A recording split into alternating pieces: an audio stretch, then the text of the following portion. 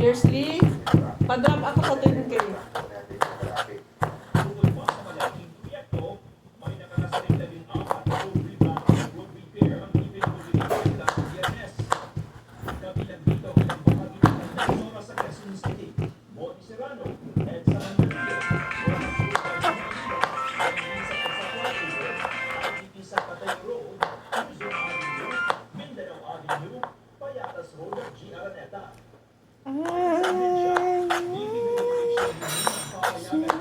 Tapos na po ang aming paghihirap.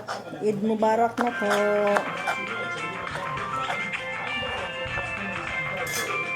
Limang araw walang pasok. At salba, magbaka na naman. Lunes, bakbaka na naman ulit. Trabaho na naman. Ganito ang buhay namin, OFW.